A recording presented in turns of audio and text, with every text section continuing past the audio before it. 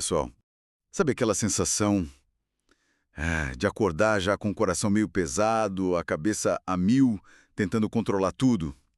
Pois é, a gente recebeu um material bem interessante para análise hoje, vídeos do YouTube, pregações, reflexões, e todos eles tocam nesse ponto.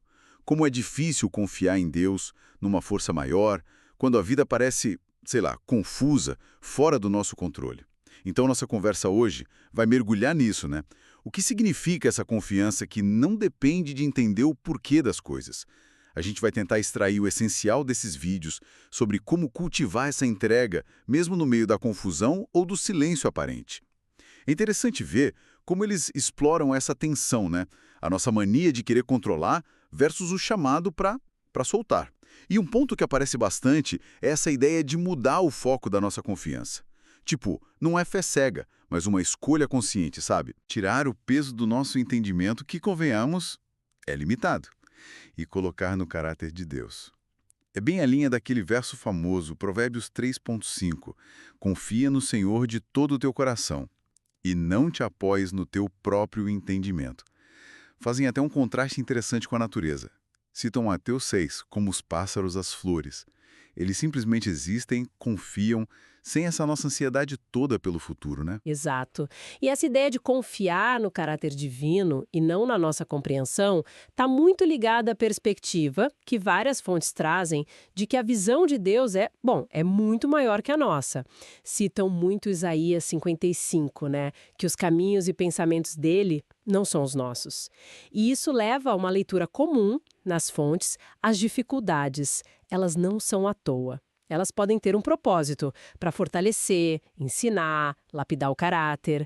Aquela ideia de Romanos 8:28, que tudo coopera para o bem. O exemplo de Jó é muito usado nisso. A pessoa perde tudo, mas no final reconhece o poder e a soberania divina, lá em Jó 42. Falando em exemplos, as fontes trazem os bem concretos. A história do rei Ezequias, por exemplo, aparece bastante numa delas. Ele era um rei fiel, mas se viu numa situação, nossa, desesperadora. O Império Assírio vindo com tudo. E a fonte destaca que, mesmo tendo exército e tal, a confiança principal dele não foi na força militar. Ele foi buscar a Deus, buscou o profeta Isaías. Isso não o livrou da luta, né? Mas a história diz que mudou o resultado. Mostra que a fidelidade não é um passe livre para não ter problema, mas ela pode mudar o rumo das coisas. Sim, e esse ponto do Ezequias que agiu buscando conselho, mas confiou em Deus pelo resultado, leva a um equilíbrio que as fontes exploram muito, que é essa relação entre agir e se render. Confiar, segundo essas mensagens, não é ficar parado de braços cruzados. Uma das fontes até critica essa interpretação de passividade, né? Envolve fazer a sua parte, orar, buscar sabedoria, agir. Como Ezequias fez, procurar emprego, cuidar da saúde, mas depois de fazer a sua parte, a chave é entregar o controle sobre o resultado e sobre o tempo. É aí que entra aquele convite de Mateus 11:28, vinde a mim os cansados. Esse descanso não é inércia, é uma entrega ativa da ansiedade, da necessidade de controlar tudo. Um ato de fé que traz alívio, paz, como no Salmo 23 também. Mas essa confiança é muito testada, né? Principalmente quando parece que Deus está em silêncio ou demorando para agir. Isso aparece muito nas fontes, nas orações, nas pregações. Falam muito de Lázaro em João 11. Para quem estava lá, parecia que Jesus tinha demorado demais, que tinha custado a vida do amigo. Mas a história mostra que aquela demora tinha um propósito maior, né? A ressurreição, a glória de Deus de um jeito impactante. A mensagem é que Deus pode estar agindo no invisível, mesmo quando a gente não vê ou quando o tempo dele não é o nosso. Exatamente. E para lidar com esses momentos, para cultivar essa confiança mais resiliente, as fontes dão conselhos práticos bem alinhados. Falam muito em aprofundar o relacionamento com Deus, oração, leitura bíblica, mas especialmente orar sobre a palavra, deixar ela moldar a gente.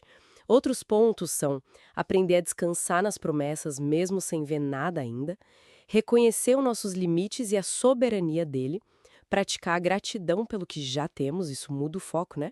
E, claro, confiar no processo e no tempo de Deus.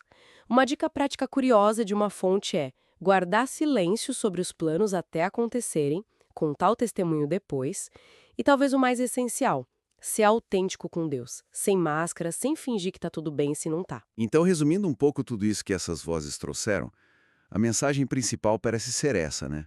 A confiança de verdade, aquela que segura a gente na tempestade, ela não está em ter todas as respostas e entender cada detalhe. Ela se firma no caráter de Deus, na bondade, na soberania dele, mesmo quando a gente está cheio de perguntas e incerteza. É um soltar o controle, uma rendição consciente, como diz em Isaías 55, Salmo 125. Pois é. E isso deixa a gente com uma reflexão final, né? Algo que está nas entrelinhas dessas fontes. Será que o grande desafio da fé não é nem tanto entender o plano divino nos mínimos detalhes, mas sim exercitar a confiança na sabedoria e no amor de Deus, justamente quando está tudo escuro, quando a gente se sente mais fraco? É um pouco aquela ideia de 2 Coríntios 12:9, né? Que o poder dele se aperfeiçoa é na nossa fraqueza?